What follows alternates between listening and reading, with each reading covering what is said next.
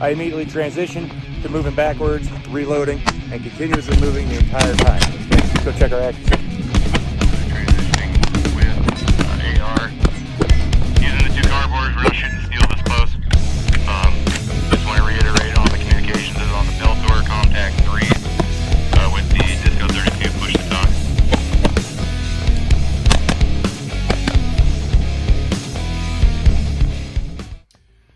Ladies and gentlemen, the purpose of this video today is just to kind of cover some IR illumination devices or equipment, however you want to reference those. So with the capability of, or the superpower of having night vision, you're also going to want to be able to hit what you are aiming at. Just because you buy night vision doesn't mean you're going to be a sniper in the dark. So with that, you're either going to need to have some night vision capable optics so that you can go through with passive aiming, or you're going to need some sort of IR illuminator or IR pointer devices so that you can do active aiming while under night vision. All of these lasers will function and work and be visible under night vision, whether it be analog night vision or digital night vision. A few of the biggest differences here I'm going to point out to you, such as this first one here that we'll reference.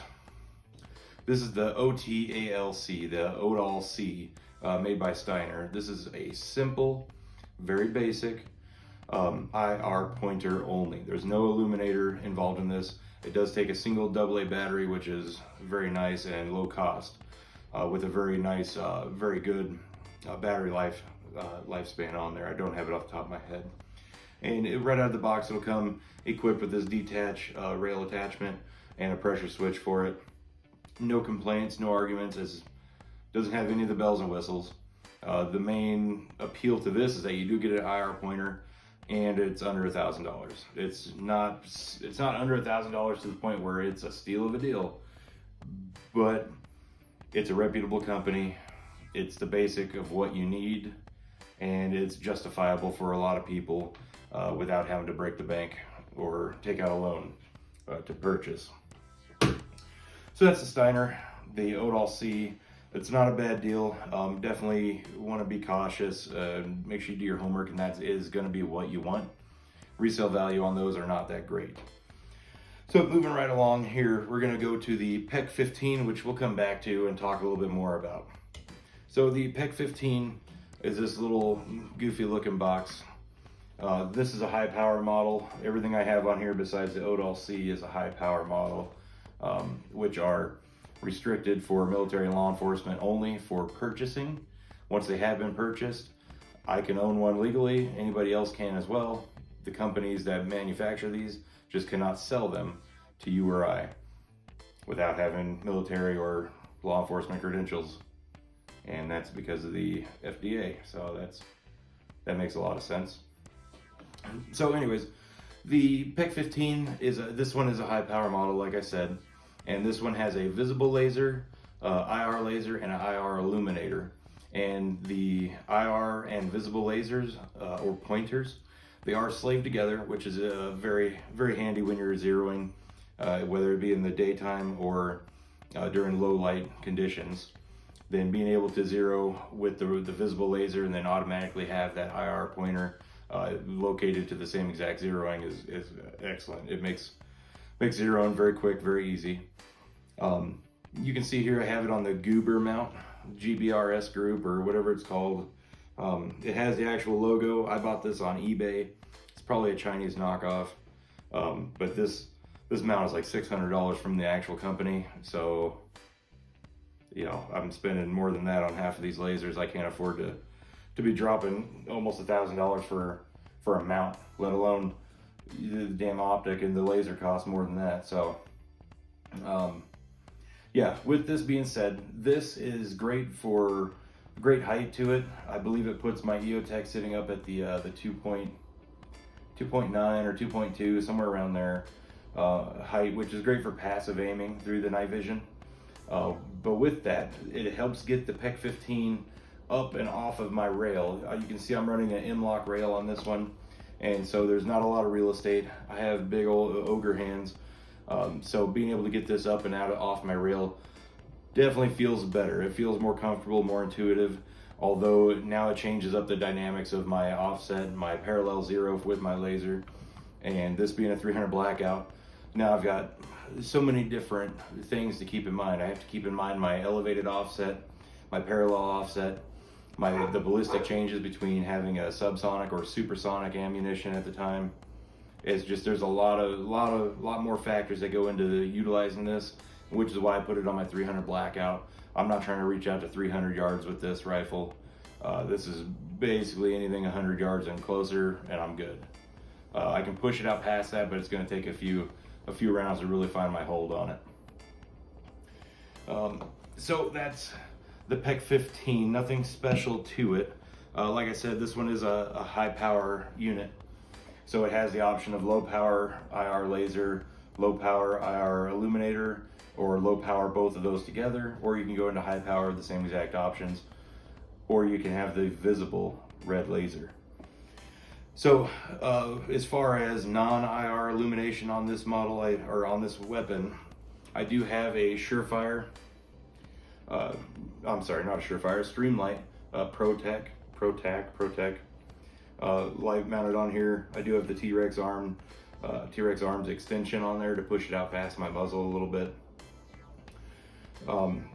Sure, Streamlights are great. I definitely like Streamlight. I buy a lot of their products, mostly just because they're so much more affordable than Surefire, but I definitely am a Surefire guy. So with my Mark 18 setup that I have the Surefire Vampire, which will give me my IR illuminator or white light illumination if I don't want to use my PEQ15 for that. And with this PEQ15 on here, again, I have it offset with a parallel zero offset. It's top mounted. You can see there's no goober mount underneath it and nothing like that. It's as low and as close to it as possible. This is my weapon system that's set up for 300 yards and closer, whether it be white light or daylight. And with both of these ARs that I just showed you, I do have night vision capable optics with them. Nothing too special or too different other than the caliber and the setup positioning of where I have my PEQ15 with that.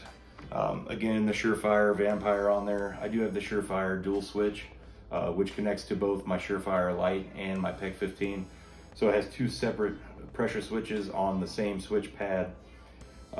It does help, excuse me, it does help free up some real estate, so you're not having to have multiple places, but it's not as intuitive as just moving my thumb back and forward as it was from side to side, with just a little bit down, a little bit higher.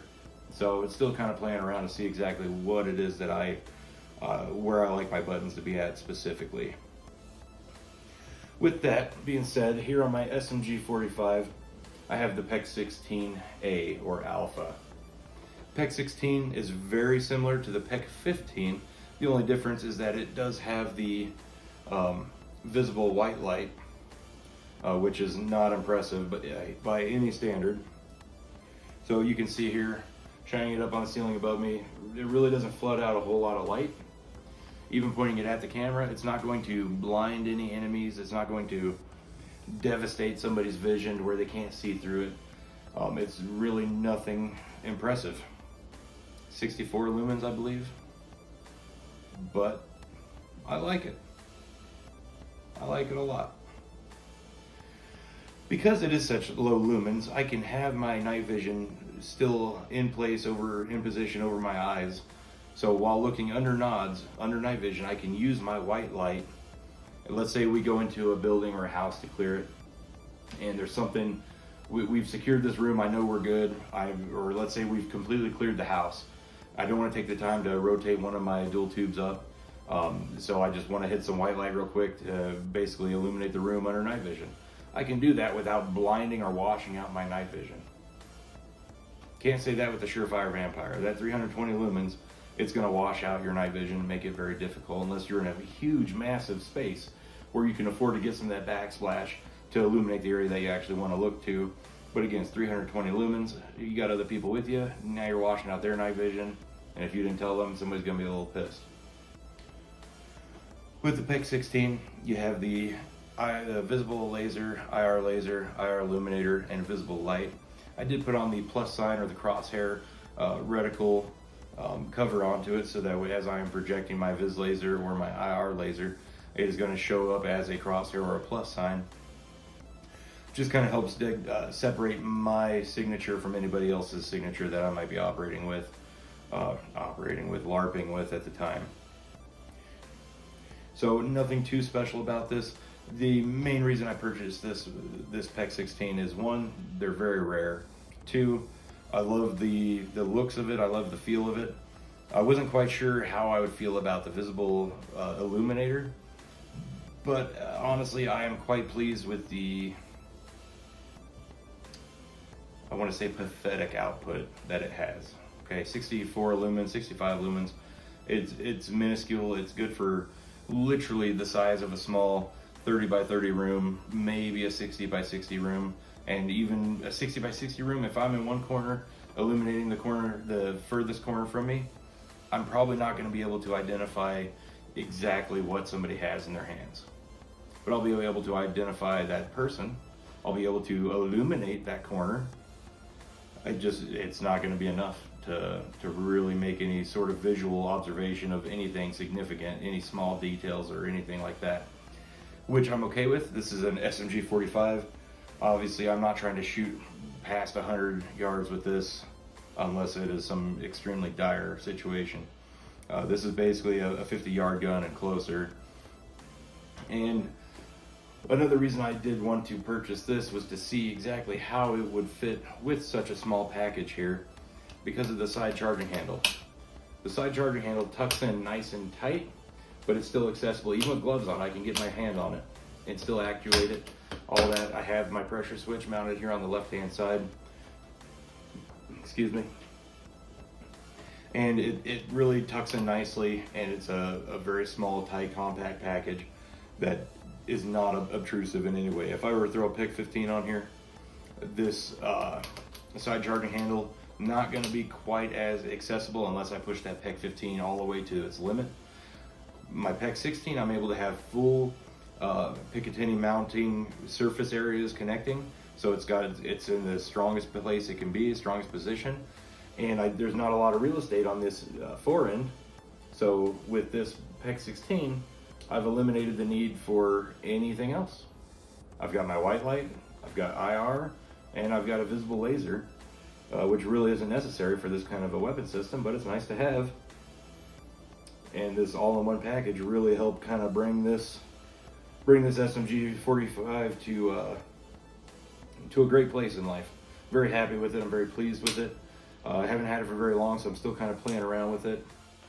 But otherwise, it functions exactly like a PEQ15. Again, the only difference being that white light feature built into it, which again is a huge space saver with such limited real estate on that forend. You can see with my Mark 18 compared to my SMG 45, a bit smaller of a package. This could be a really good bag gun and have everything I need for it. This can be a good bag gun, but I've got a lot more stuff hanging out here to catch and snag on anything. Even if I wanted to utilize one or the other as a truck gun, the SMG 45 is a lot sleeker, it's a lot slimmer. Even with the buttstock folded up, I think it's going to be a smaller package than the Mark 18, especially lengthwise, but widthwise as well. So one of the many reasons I chose the PEQ16 for that. Understand the newest model out there for the PEQ16 would be the PEQ16 Bravo or Boy, B rather, and it's very similar. It looks more like a PEQ15, but they have all the IR elements and the visible laser on the left-hand side with your visible white light illuminator on the right-hand side, and it is an LED, and it does put out, I believe it's like 150 lumen, maybe more, which is not drastic. You're not putting out 320 like the Surefire Vampire. And again, with this kind of a setup on the SMG 45, I think 65 lumens is perfect. Again, I'm not using this for any long range engagements. I'm not using this for anything more than home defense, self-defense in my vehicle, or kind of as a get home gun. Whereas the Mark 18, I'm putting to work all the way out to 300 yards all day or night.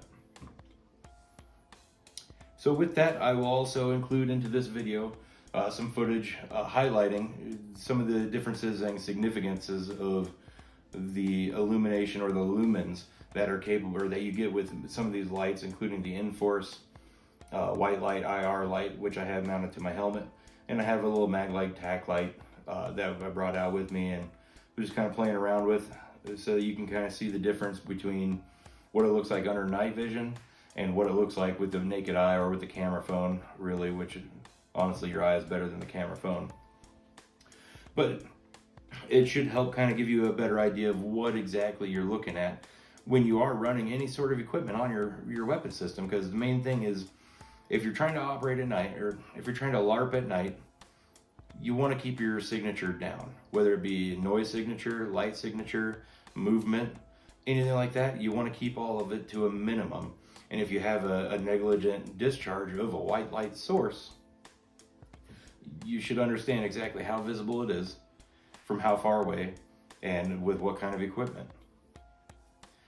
You'll see that this 65 lumen light at night, under night vision, lights it up. It might as well be a 1,000 lumen white light, because under night vision, they'll see you, and they'll see you from a long ways away. Naked eye, they'll see something. They'll know somebody's out there with some kind of a light. They won't be able to tell exactly where you're at, how far you are, what kind of a light it is, because it is so pathetic. It is weak. But again, it's a good thing. I enjoy what it does. I enjoy the capabilities that it has for what I wanted it for, and how I am utilizing it. It is perfect. Might even be a little too much. And I have it focused in. I have that white light beam focused in as tight as I can before that focus ring starts to come loose and come out, specifically so that I can get the most light focused into that area for those longer engagements, such as like the 30-foot identification of, you know, what somebody has in their hand. Which again, even with it focused in, it's not going to be that great. It's an incandescent bulb. It's just, I mean, one of my least favorite features about the PEQ16 is that it takes two CR123 batteries as opposed to the single batteries for the PEQ15s. So it just means more spare batteries I have to lug around with me all the time. But that's okay. It's not the end of the world. I definitely am happy with the purchase, and it's more of a novelty than I would say anything else, because they are very rare, very hard to find. I believe they were first put out initially for the Army, and then the Marines picked up on it when the Army didn't want it because of the low power visible light source on it, and then the Marines themselves even gave up on it and opted for the PEQ16b, which from my understanding is that's the Marines are the only ones that might be using it, other than some other government agencies. I know the regular Army isn't. They're still running PEQ15s and Surefires, and I believe the SF groups are still not even running the PEQ16, mostly because that white light illuminator on there just doesn't put out enough, as opposed to a Surefire Vampire or dedicated Surefire white light. It's just not putting out enough, so it's not necessary for them to have it integrated into their laser system, when these PEQ15s are damn near indestructible and fulfill every need you need, every need that you might want out of a IR illuminator and designator. With that being said, I hope this information helps you. I hope you get a better understanding of exactly how this equipment functions or works. I didn't go into cost, mostly because I don't want my wife to watch this video and hear about the cost. So I will say that the otalc is under 1,000.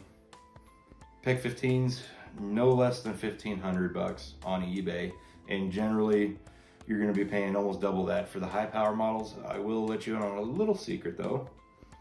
This PEQ15 that I have on this one was advertised on eBay as a non-functioning visible laser, and they were selling it for $1,500. I was like, well, considering the fully functioning PEQ15 is double that cost, if not a little higher than that, I went ahead and purchased it, plugged in my pressure switch, everything works, everything functions beautifully. Huge saver I got. So $1,500 for a fully functioning high power PEQ15 that's genuine. And then the PEQ16, a little higher than that, a little lower the full price of the PEQ15, so I'm not going to go into details in case the wife is watching the video. So with that, I will be doing more videos coming up here soon in the future, kind of displaying these units side by side, what they're actually doing, comparison of what the lights look like to the naked eye or to the camera phone or a GoPro, as opposed to what they look like under night vision. I think that's a huge thing that a lot of new beginners don't really think of or don't really consider, is just how significant their signatures are from these units. Whether it's just LARPing or whether you're a professional and you have to rely on surviving using this equipment, I think it's a very crucial and very important that you understand and know exactly what they're doing and how visible you are and how much of a signature they put out. For instance, this PEQ16 with the crosshair reticle deal on it, that creates quite a bit of splash. So not only am I getting my IR designator or pointer, or my visible pointer out there where I want it to be, under night vision, you can really see there is quite a bit of splash laid out all below in front of you, from where you're positioned all the way to where you're pointing your laser at. There's little spots, a couple of streaks, a couple of lines here and there, whether it's just from the gap or maybe dust on the lens. I'm not entirely sure just yet, still playing around with it, trying to figure out how to minimize that, but there is some splash there.